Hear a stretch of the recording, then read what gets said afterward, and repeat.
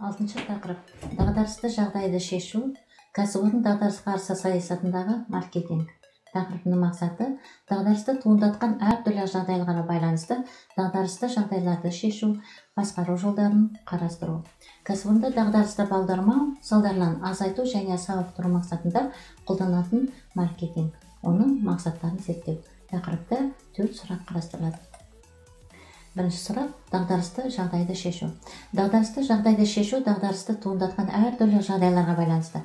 Қоғамдық ой пікірмен байланысты дағдарыс кезінде маманның пікірін тыңдау, компанияның көзқарасын көрсету, адвокаттар кеңесін байқап пайдалану, қоғаммен байланыс орнату, өкілді таңдау, бұқаралық ақпараттар құралымен араласу, компанияның көзқарасын хабарлау, мәселені анықтау.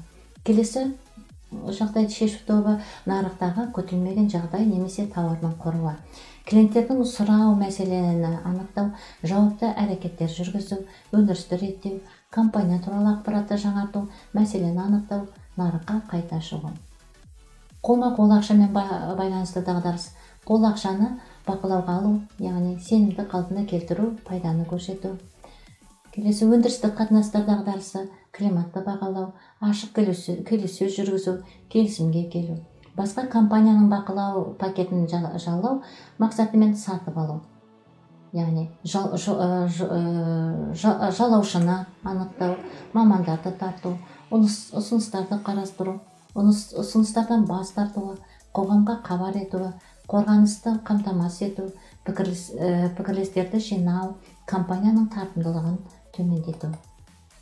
Келесі екінші сұрақты талқылайық. Дағдарыс қарсы басқарудағы маркетингтің рөлі. Маркетингтік қызметтің мәні: сұраныстың нақты мөлшерін қалыптастыруда, нарықта ұйымның нақты әрекеттер бағдарламасын әзірлеуде және тұтынушыны тауарды сатып алуға ынталандыруда тұжырымдалады.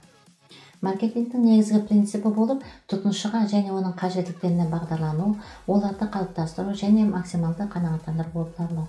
Бұл принцип өндірістік шаруашылықтың барлық сферасында менеджмент арқылы жүзеге асырылады. Оның функциясы болып жоспарлау, ұйымдастыру, ынталандыру және бақылау болып табылады.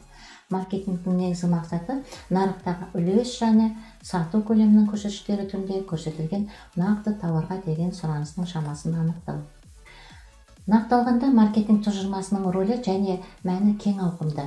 Ол басқарушыларының және персоналының ойлау қабілетін көрсетеді. Берілген сипаттамалардың шамасы және серпіні ұйымның нарықтық мүмкіндіктермен және нарықтық жағдайлармен анықталады. Маркетинг арқылы өндірістік шаруашылық ұйымдар тұтынушының проблемаларын кешенді шешеді. Маркетингтің тиімділігі әрекеттердің тізбектілігі және маркетингке әсер ету қағидаларын, әдістерін және құралдарын кешенді қолдануда. Келесі үшінші сұрақ: кәсіпорынды сауықтыру барысында маркетингтің мақсаттары, тиімді көрсеткіштері, жүйесінің талаптары. Кәсіпорын қызметінің тиімділігі экономикалық және қаржы көрсеткіштері арқылы өрнектеледі. Нарықтық қатынастар жүйесінде бір ізге салған көрсеткіштер жүйесі болмайды. Әрбір инвестор бұл жүйені өзінің инвестициялық жобасына, мамандар және менеджерлерінің инвестициялық жобаларына, кәсіпкерлік ерекшеліктеріне, тағы да басқа факторларға сүйене отырып өз алдына анықтайды. Келесі: тиімді көрсеткіштерінің жүйесіне талаптар керек. Атап өтейік. Тиімді көрсеткіштері тауардың өмірлік цикліндегі барлық кезеңдерді қамту керек. Тиімді көрсеткіштер ұйымның жақтары ескеріліп, болашақта дамуға бағдарлану керек. Тиімді көрсеткіштер ар жағында нарықта нақты тауарлардың бәсекеге түсе алатындығының ең маңызды көрсеткіштеріне арқа сүйеу керек. Ең маңызды көрсеткіштер абсолютті бейнелеу керек. Мысалы, пайданың салыстырмалы және меншікті шамалар мен тауар және өндірістің тиімділігі, тауардың меншікті бағасы. Көрсеткіштер жоспарының барлық бөлімдерімен байланысты болу керек. Көрсеткіштер кәсіпорынның қаржы қызметінің барлық жақтарын қамтып көрсету керек. Ақырғы көрсеткіштердің жобалануы анықтамасы бар көп нұсқалы есептердің негізінде іске асу керек. Тәуекел дәрежесі және қаржы қызметінің орнықтылығы, кәсіпорын қызметінің техникалық, ұйымдастыру, экологиялық, экономикалық және әлеуметтік тұрғыдан сипаттайтын мәліметке жеткілікті және сапалы көлемнің қолдануы қажет. Келесі төртінші сұрақ: дағдарыс қарсы менеджментте стратегиялық маркетинг тұжырымдамасы. Дағдарысқа қарсы менеджментте стратегиялық маркет тұжырымдамасы кәсіпорынды ұзақ мерзімді тиімді жұмысқа бағыттайды. Имидждің бәсекелестік күресінде басып алудың негізгі шарттары тауарлардың жоғарғы сапасы және олардың қолдану шығындарын азайту болып табылады. Тауардың қолдану шығындары көптеген өнеркәсіптік тауарларда тауардың өзіндік құнынан асып кетеді. Сол себепті тауарлық өмірлік циклындағы жиынтық шығындардың құрылымын оларды азайту мақсатында талдау ресурстарды үнемдеу факторларының бірі болып табылады.